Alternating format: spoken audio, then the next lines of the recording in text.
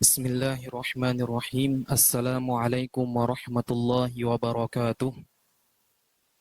Alhamdulillahi rabbil alamin. Wa sallallahu wa sallam ala sayyidina Muhammadin wa ala alihi wa ashabihi at-tayyibin at-tahirin.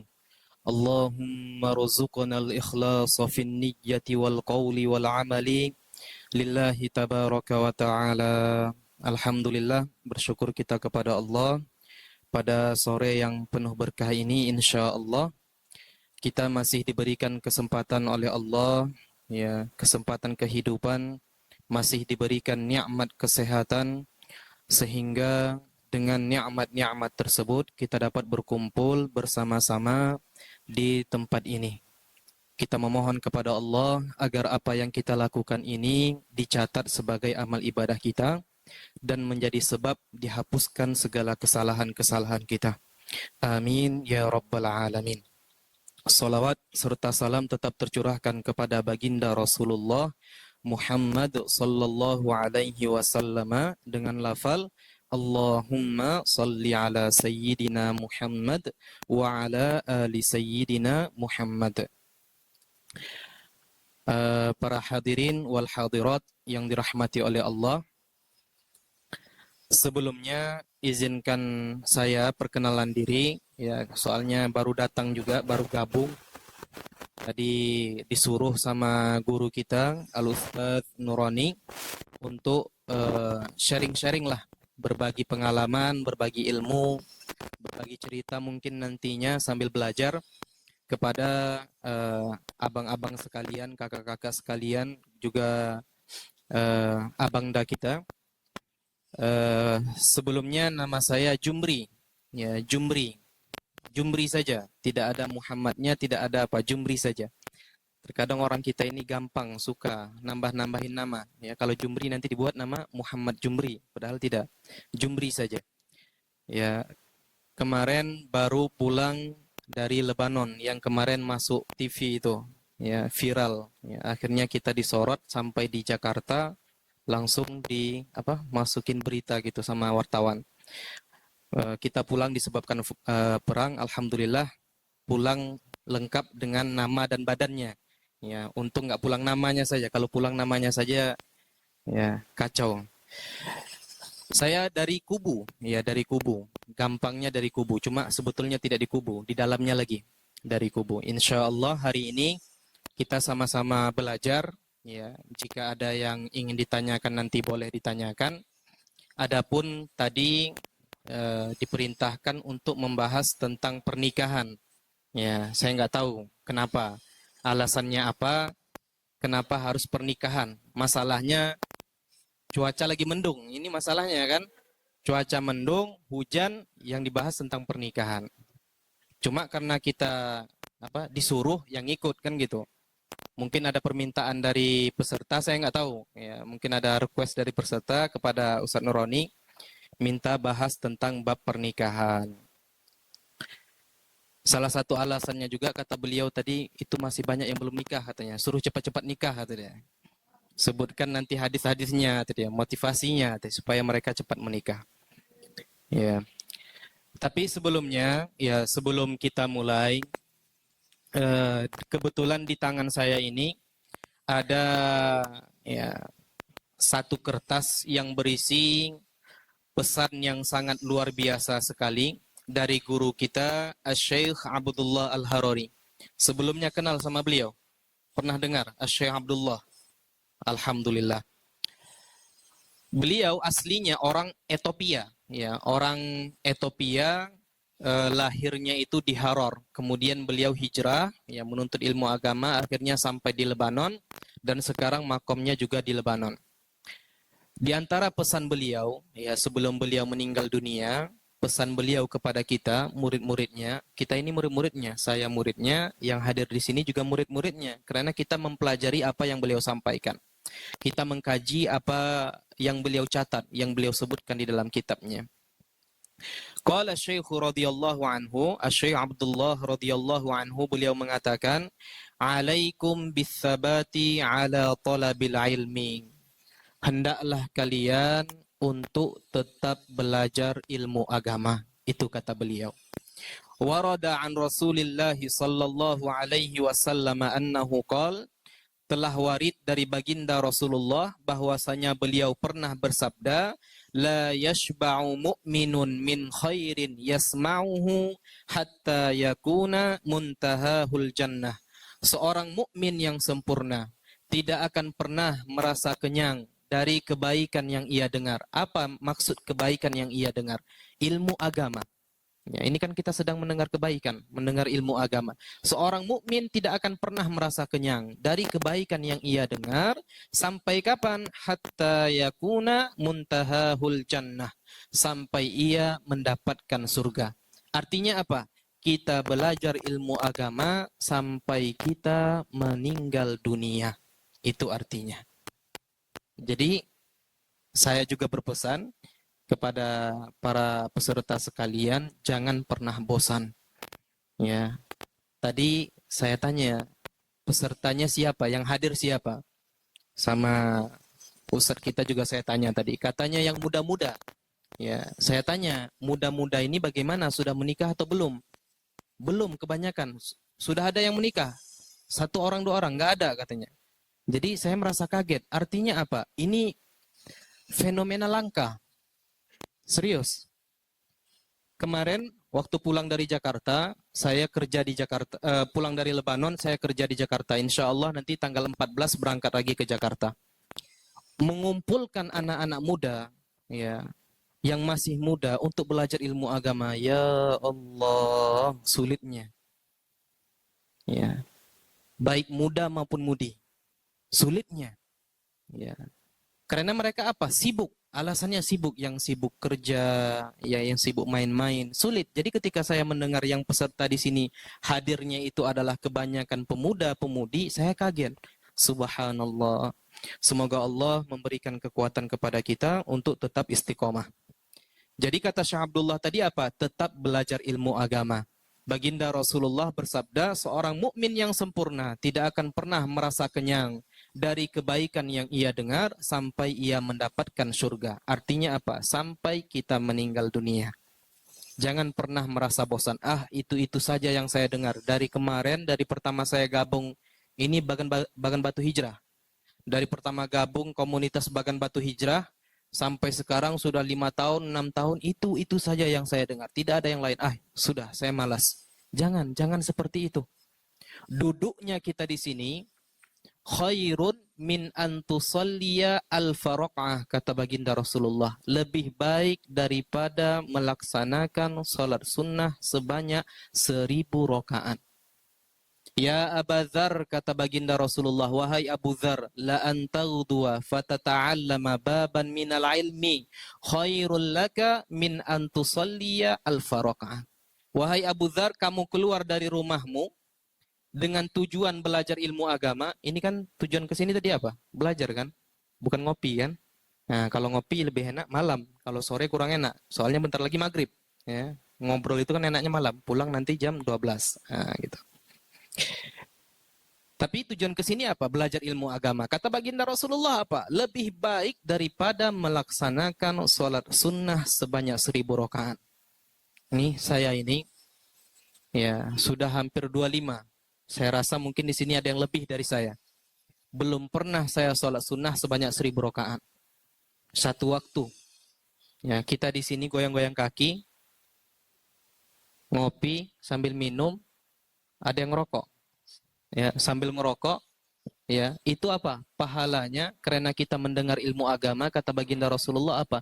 Lebih baik daripada melaksanakan sholat sunnah sebanyak 1000 rakaat. Ya, jadi jangan malas. Ya, jangan bermalas-malasan. Semua orang sibuk, pengangguran saja sibuk. Ya, apalagi kita yang punya pekerjaan. Ya kan, pengangguran saja sibuk, apalagi kita yang punya pekerjaan. Tapi luangkan waktu kita. Jangan tunggu waktu luang, tapi luangkan waktu kita untuk belajar ilmu agama. Arti dari hadis ini apa, kata Syekh Abdullah? Ma'nahu al-mu'min yambaghi alla yashba'a minal ilm. Tidak selayaknya seorang mukmin itu merasa kenyang dari ilmu agama. Tidak layak. Ya, saya sudah malas belajar ilmu agama. Itu saja yang sudah saya dengar dari dulu sampai sekarang. Tidak boleh.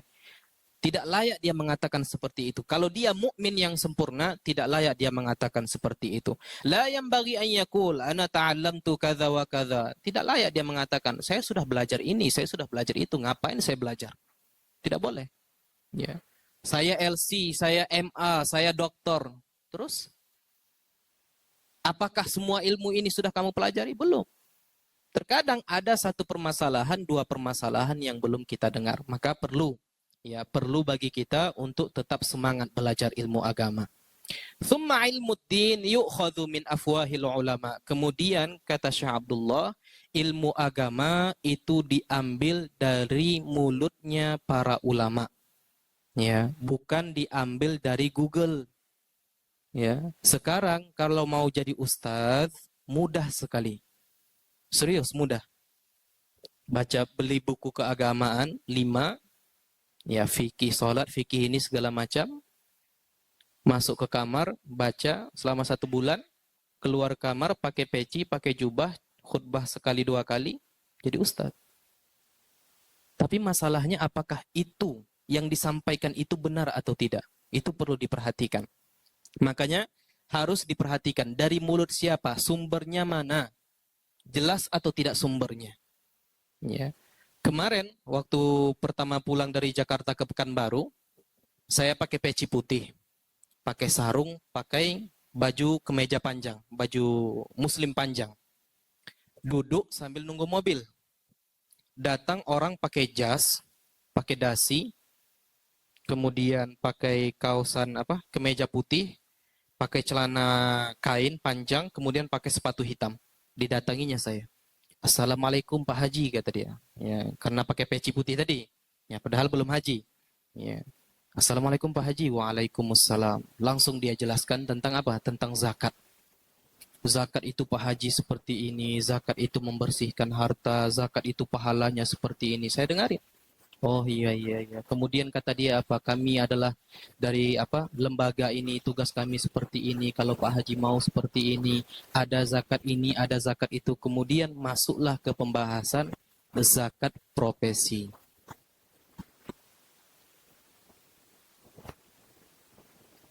Pernah dengar zakat profesi? Pernah. Ada yang pernah dengar zakat profesi enggak? Belum. Kalau belum bagus, lebih baik enggak dengar. Itu enggak betul. Ada namanya zakat profesi. Dia jelaskan. Ketika saya mendengar zakat profesi, saya bilang stop. Saya bilang sama dia, zakat profesi itu dalam mazhab mana? Saya bilang. Tahu apa jawaban dia? Kalau kami, Pak Haji, kami mengikuti mazhab Muhammadiyah, kata dia. Saya stopin lagi. Mohon maaf. Muhammadiyah itu bukan mazhab. Itu ormas, saya bilang. Itu organisasi, bukan mazhab. Ya, Muhammadiyah, NU, itu kan organisasi. Siapa yang bilang itu mazhab? Diam dia. Gemetar dia. Ya. Pertamanya ngomornya lancar tadi, zakat ini, dalilnya ini, pahalanya seperti ini. Ketika saya stopkan dalam masalah zakat profesi, dalam mazhab apa, dia bilang Muhammadiyah, saya katakan Muhammadiyah itu bukan mazhab, saya ulangi lagi, dalam mazhab mana, saya bilang. Diam dia, depan orang banyak. Artinya apa? Apa yang ingin saya sampaikan? Terkadang orang pandai ngomong, pandai berbicara. Tapi ketika ditanya, faktanya mana, buktinya mana, dalilnya mana, mereka nggak tahu. Maka penting, perhatikan kepada siapa kita belajar. Kalau dia mengatakan ini haram, sebutkan buktinya, mana dalilnya. Apalagi kita hidup sekarang di zaman yang penuh fitnah. Ya, sedikit-sedikit bid'ah, sedikit-sedikit bid'ah.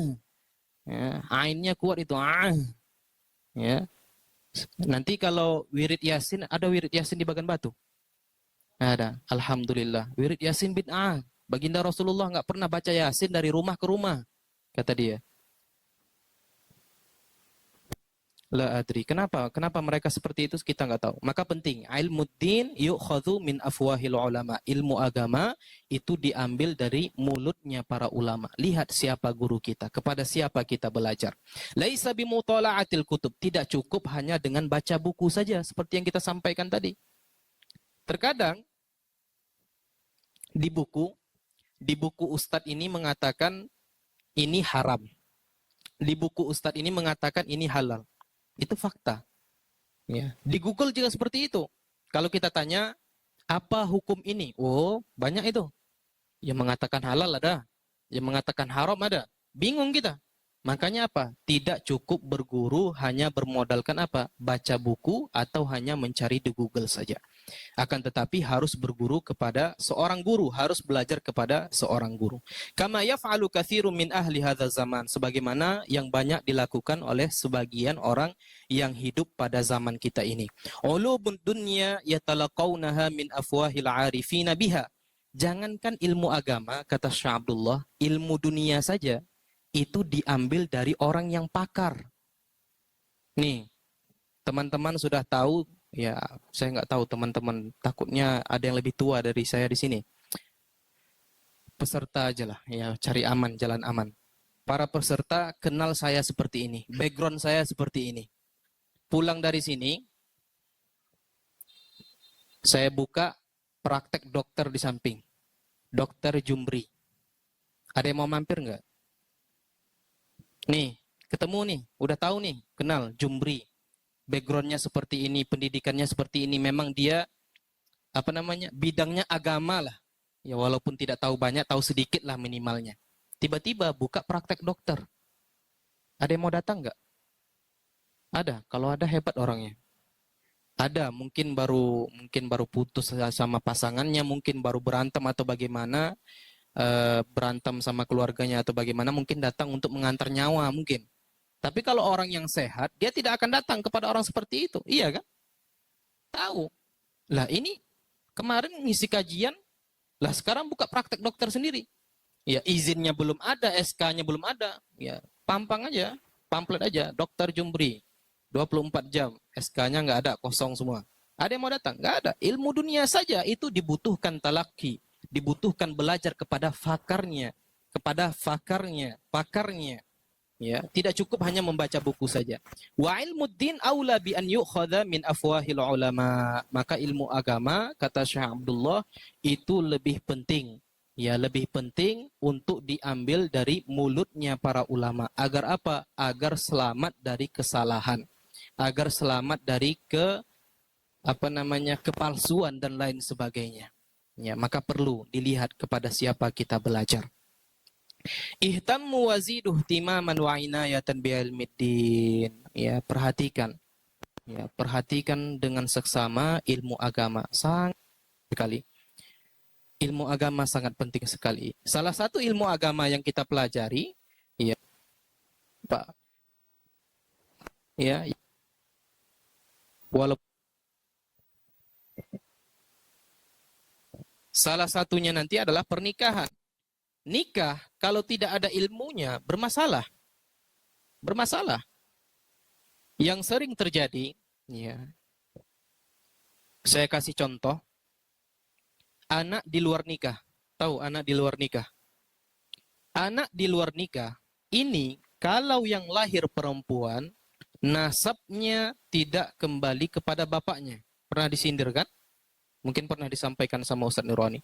Artinya apa? Maksudnya apa? Nasabnya itu tidak kembali kepada bapaknya. Jika anak perempuan ini nanti beranjak dewasa, gadis, dan ketika ingin menikah, maka bapak biologisnya ini tadi tidak boleh dijadikan seorang wali. Kalau dia dijadikan seorang wali, maka tidak sah akad nikahnya. Ya. Karena nanti ada syarat wali namanya. Insya Allah nanti akan kita bahas sedikit. Ya. Kalau tidak sah akad nikahnya, maka jika mereka melakukan hubungan badan, artinya apa? Zina. Iyalah kalau pernikahannya cuma setahun. Kalau pernikahannya kekal, seperti kata-kata orang tua kita dulu, 50 tahun. Berarti 50 tahun dia melakukan zina. Bayangkan itu. Pentingnya kita belajar ilmu agama. Ya. Iyalah kalau tidak punya anak. Ini yallah-yallahnya banyak ini. Iyalah kalau bahasa Melayunya. Iyalah kalau tidak punya anak. Kalau punya anak, lahirnya perempuan lagi. Besar anaknya nanti. Diakatkan nanti sama bapaknya yang biologis ini tadi. Tidak sah juga. Begitu seterusnya. Barakallahu fiik. Begitu seterusnya. Jadi sangat penting. Ya, belajar ilmu agama sangat penting. Al-muta'abbid bila ilmin fahuwa ala khotorin kabir. Orang yang beribadah tanpa ilmu, orang tersebut berada di dalam kekhawatiran yang sangat besar. Saya pernah dengar seperti ini. Mungkin para peserta juga pernah dengar. Yang penting saya sholat. Sah tidak sah itu bukan urusan saya dan bukan urusan Anda. Itu urusan Allah. Yang penting saya sholat. Sekarang saya tanya sama kamu. Ya, nanti kalau ada orang mengatakan seperti itu, tanya lagi sama dia. Si A sholat pakai wudu. Si B sholat nggak pakai wudu. Mana sholat yang sah? Mana? Yang pakai wudu atau yang tidak pakai wudu? Yang pakai wudu. Padahal dua-duanya sama-sama niatnya apa? Sholat. Ini perkataan seperti ini salah. Ya, tidak boleh mengatakan seperti itu. Yang penting saya sholat. Sah atau tidaknya terserah. Itu bukan urusan saya, bukan urusan kamu. Lah, lantas ulama ini mengarang kitab setebal ini tujuannya apa? Adu skill. Adu kemampuan. Oh, kitab saya paling tebal. Enggak, kitab saya lebih tebal. Bukan itu tujuannya. Ya. Adu apa namanya? Adu akun segala macam. Ya, akun saya lebih apa namanya? Lebih mahal segala macam. Bukan itu tujuannya. Para ulama mengarang kitab fikih disebutkan di dalamnya kitabus sholah, kitab tentang sholat. Begini rukunnya, begini syaratnya. Kitabun nikah, ini syaratnya, ini ketentuannya, begini tolak, begini khulu, begini rujuk, dan lain sebagainya. Tujuannya apa? Dipelajari, bukan untuk dipamerkan. Maka orang yang beribadah tanpa ilmu, dia berada dalam kekhawatiran yang sangat besar. Ya. La ya'rif salatahu sahihatan amla. Dia tidak tahu apakah salatnya ini sah atau tidak. Wala hajjahu, wala zakatahu, wala siyamahu sahihan amla. Begitu pula dengan hajinya, zakatnya, puasanya sah atau tidak. Ya. Kemarin di bulan suci Ramadan kita adakan pengajian dari masjid ke masjid. Saya tanya, ada yang sudah pernah umroh? Saya bilang. Kebetulan ada. Angkat tangan dia. Sudah pernah umroh. Alhamdulillah. Ketika umroh, sholatnya bagaimana? Saya bilang. Ketika umroh, kan naik pesawat tuh. Ada yang pernah umroh di sini? Belum? Insya Allah nanti. Sama-sama insya Allah. Walaupun tidak sama-sama, yang penting pergi. Udah itu aja. Yang penting sebelum ajal menjemput kita, kematian menjemput kita, mudah-mudahan Allah izinkan kita untuk menginjak tanah suci Al-Haramain. Amin. Saya tanya, salatnya bagaimana di pesawat itu? Apa kata dia? Duduk. Percaya atau tidak? Kebanyakan orang yang melaksanakan umroh atau haji, ketika di pesawat, mereka itu salatnya duduk. Iya. Betul kan? Pertanyaannya, sah atau tidak?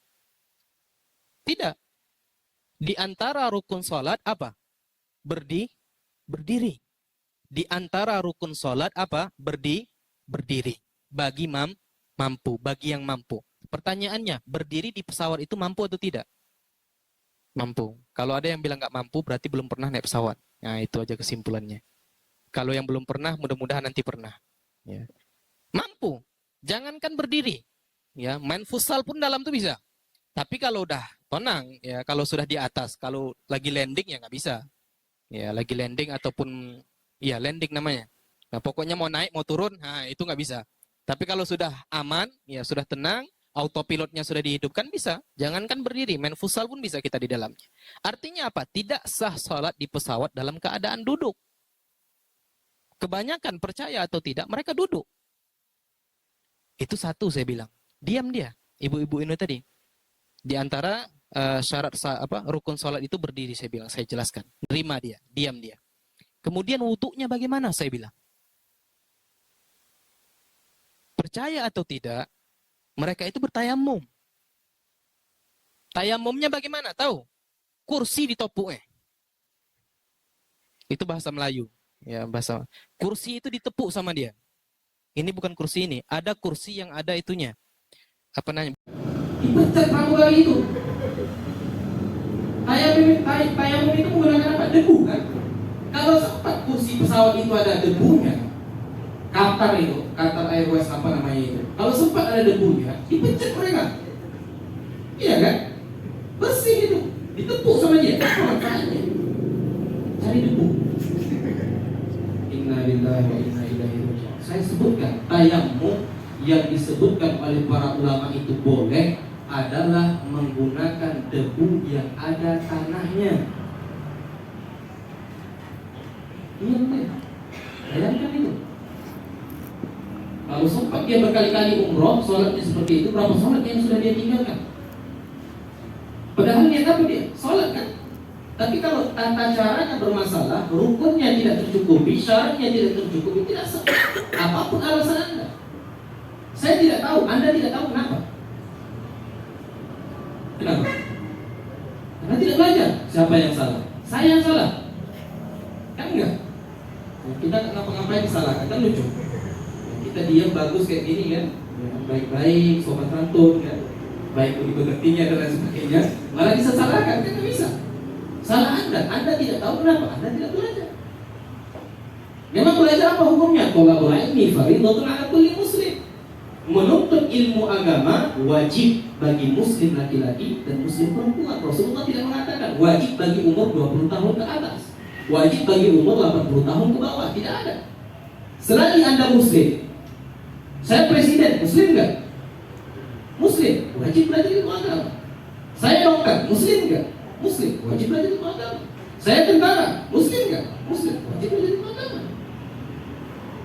Bapak saya DPR, contoh, kebanyakan orang seperti itu. Bapak saya DPR, muslim enggak?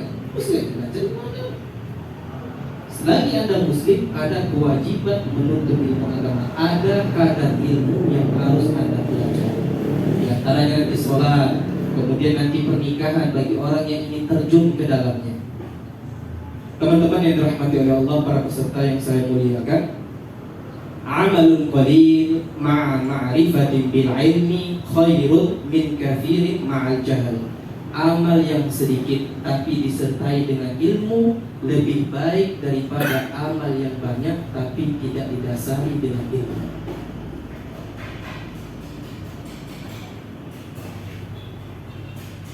Ya Allah.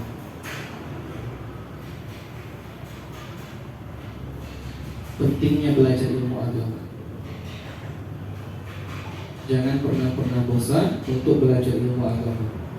Baik laki-laki maupun perempuan. Perempuan juga seperti itu. Kenapa perempuan harus belajar ilmu agama?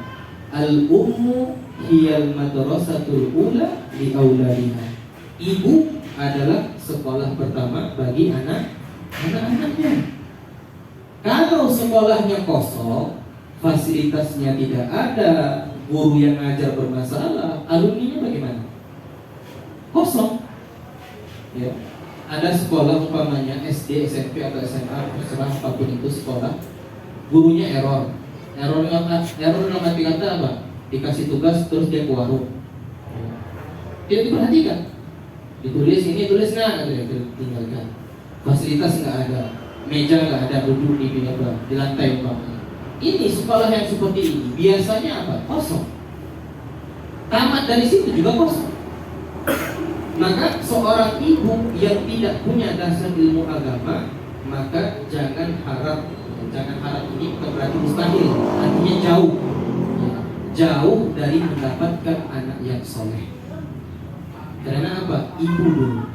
Suatu ketika seseorang mendatangi ahlul ilm, ahlul hikmah, orang yang punya ilmu, ya, tokoh masyarakat, tokoh agama lah kalau bahasa kita. Dia datang, assalamualaikum, waalaikumsalam. Guru, kiai atau apapun dia manggilnya, syekh.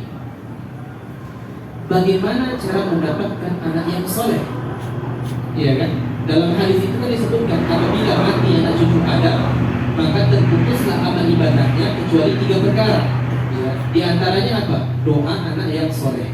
Ya, jadi dia ingin mendapatkan anak yang soleh. Dia tanya, bagaimana cara mendapatkan anak yang soleh?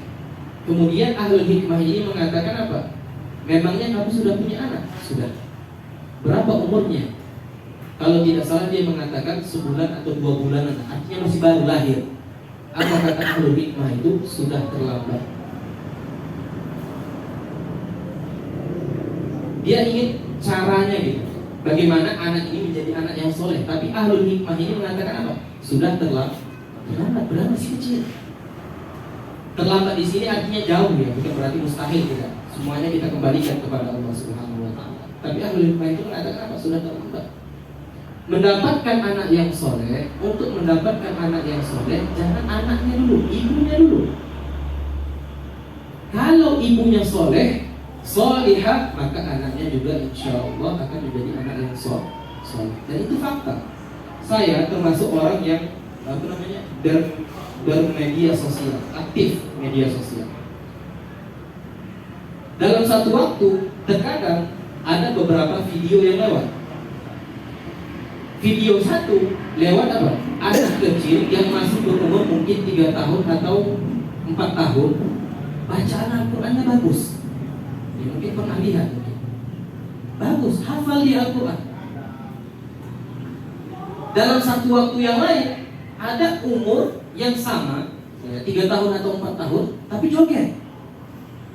Sama juga, handal juga, sama-sama handal. Yang satu handal baca Al-Quran, yang satu handal main TikTok. Itu bagaimana ya? Bapaknya yang ngajarinnya? Mungkin. Bapaknya sibuk, ngojek, yang ngojol, ataupun ngantor. Ya terserah lah, pekerjaan bapak dia. Iya kan? Siapa yang ngajarin? Tetangga dia? Nggak mungkin. Ngapain tetangga dia datang ke rumah dia ngajarin TikTok? Kan nggak mungkin. Ngapain tetangga dia datang ngajarin? Nah, coba Alhamdulillah, coba baca Al-Quran. Nggak mungkin. Siapa? Ibunya. Maka benar perkataan ahlul hikmah ini tadi, untuk mendapatkan anak yang soleh, jangan anaknya dulu dipermasalahkan, ibunya dulu. Makanya khairu mata, baginda Rasulullah pernah bersabda, khairu mata dunya, sebaik-baik ya, harta dunia ya, imra'atun salihah, adalah istri yang salihah. Maka untuk perempuan, ya jemaah kita yang ada di sini, peserta perempuan yang ada di sini, ya, semangat juga belajar ilmu agamanya. Kita tidak tahu, mungkin yang perempuan nanti mendapatkan karena pernikahan, simpulan dengan simpulan, itu semua sudah ditulis di Lauhul Mahfuz. Walaupun kita belum menikah, itu sudah ditulis. Jumri dengan simpulannya, ini dengan ini sudah tertulis walaupun belum menikah. Ini kita kan nggak tahu siapa pasangan kita ke depannya. Iyalah kalau kita mendapatkan pasangan yang paham agama. Kalau tidak, iya kan?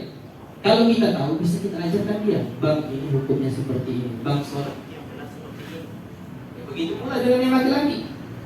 Tidak tahu, iyalah kalau mendapatkan ustazah, iyalah kalau mendapatkan hafizah, ya, orang yang hafal Quran. Kalau yang dapatnya sekolah tidak apa tidak, tapi cinta buta, kan gitu ya. Jadi semuanya indah, mau dia nggak sekolah, mau dia jerawatan, indah semuanya, pelangi semuanya. Akhirnya apa? Sehingga ya, kita punya ilmu, kita ajarkan dia. Yang perempuan juga seperti itu, punya ilmu, ajarkan suaminya.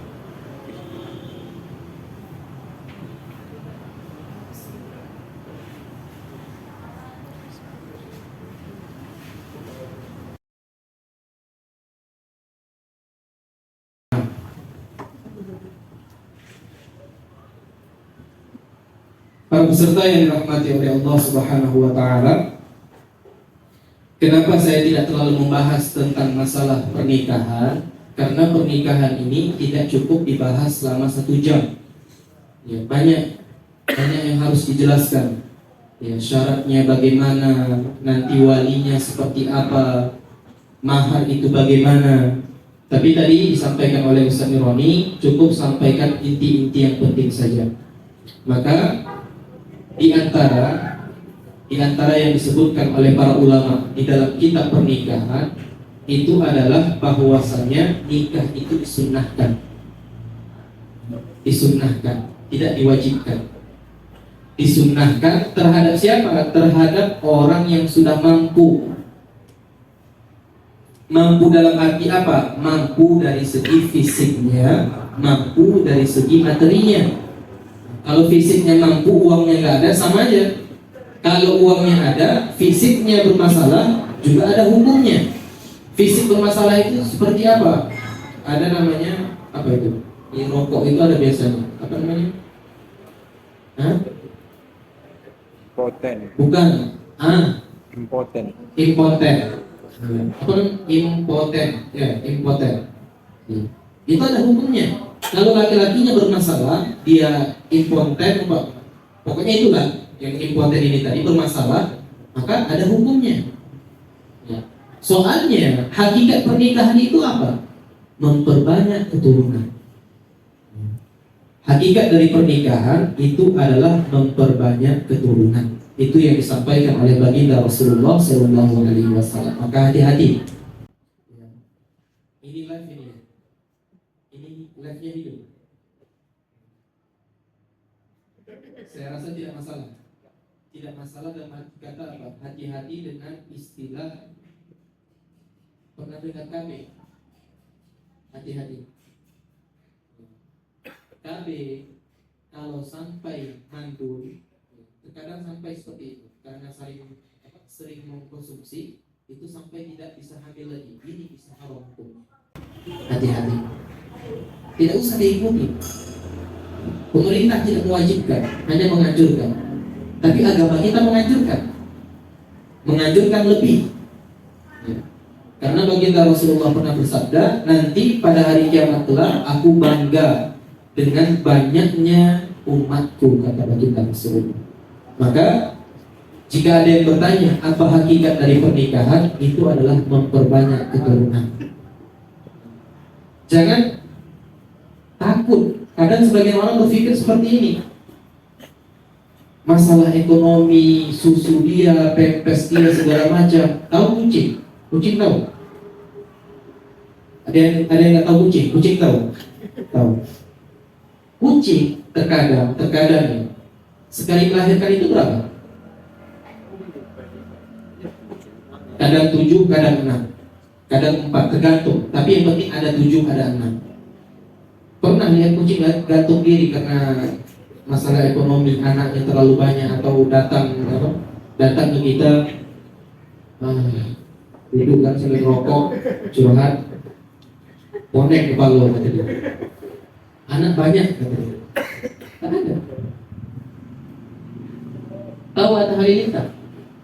Tahu kan? Berapa adik-beradiknya? 11 atau 12? 11. Miskin dia? Ya. Ada yang punya anak satu, mana tinggal? Kalau Jumatan itu, kalau Jumatan tinggal ya, padahal anaknya berapa? Satu. Banyak sedikitnya anak itu tidak ada kaitannya dengan rezeki kita. Rezeki kita sudah ditetapkan oleh Allah Subhanahu. Kita tidak akan mati kecuali sudah menghabiskan rezeki yang sudah Allah tetapkan. Payah molongnya, payah, sulit mendidiknya. Bayangkan ke depannya kalau sempat 11 orang, 12 orang biar bisa main bola. Kalau sempat 12 orang, semuanya anak-anak yang soleh, Anda mati, udah tenang. Ya, satu hafal Al-Quran, satu pendakwah, ya, satu pesantren, satu ini, satu kiai, satu segala macam. Anda mati aman. Kenapa saya mengatakan Anda mati aman? Ada yang mendoakan Anda. Satu anak. Jadi satu ini kadang mendoakan, kadang enggak. Ada pemain cadangan, iya kan? Maka jangan Bismillah. Maka jangan pernah takut yang namanya masalah anak atau masalah rezeki.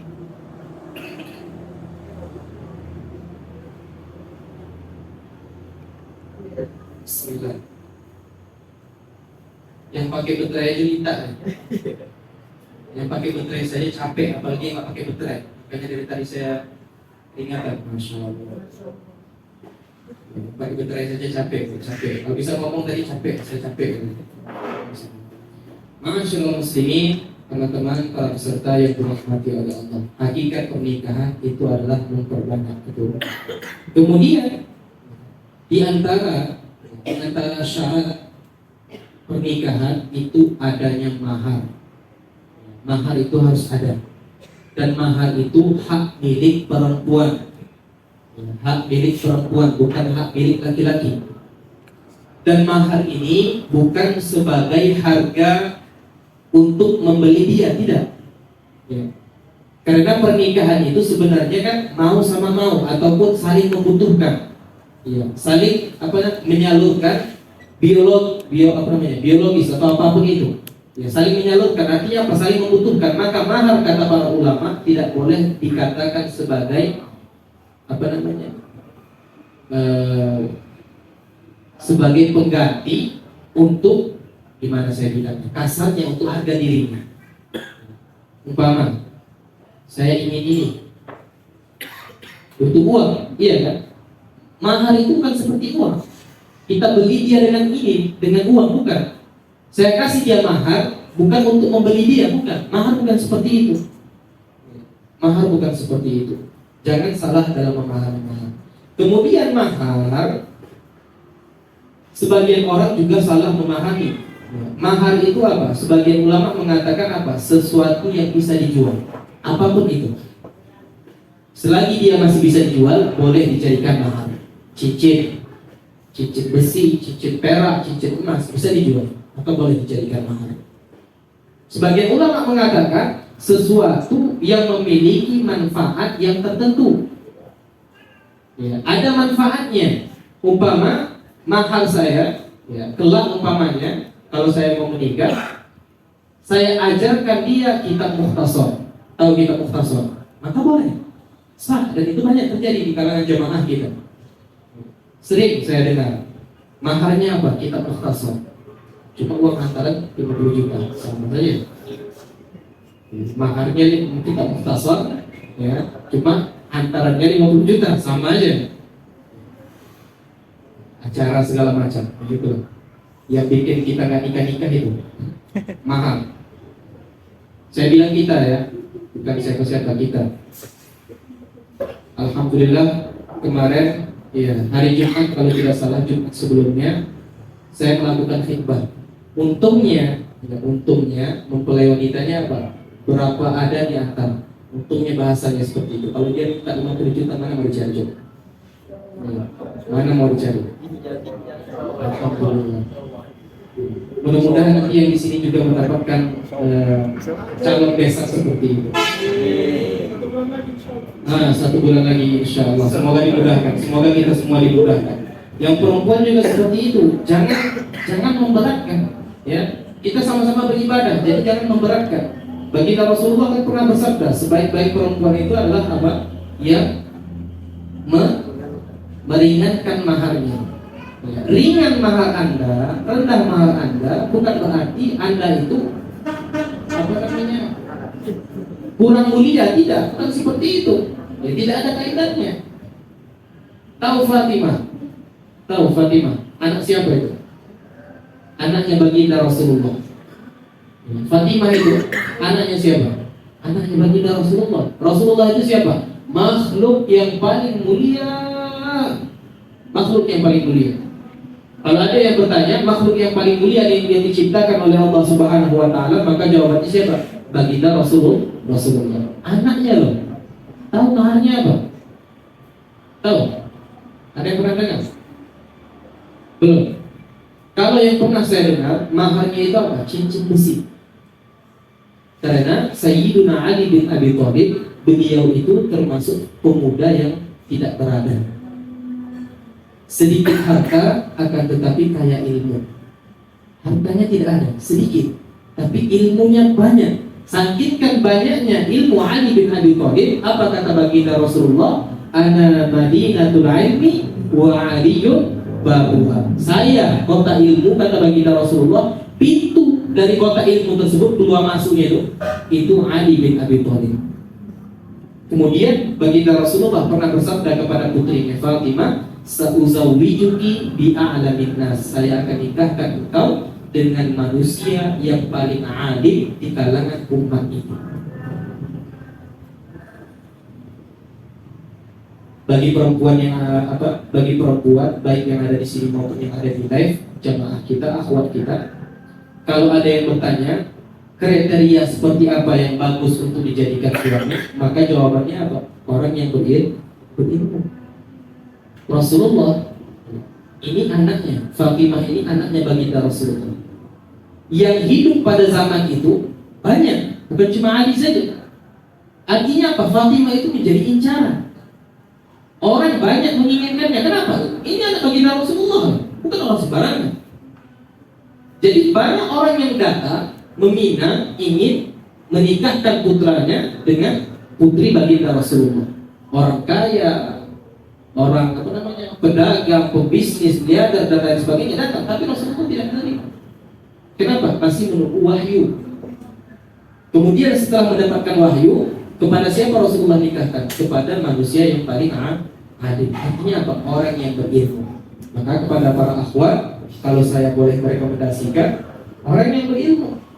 Siapa Ustaz? Ini tinggal pilih. Nah, kalau ada yang bingung di sini, kalau ada yang belum nikah di sini, siapa? Nah ini tinggal pilih. Ya. Kalau ada yang dekat, ngapain yang jauh? Iya kan? Ya. Satu akidah, satu pemahaman.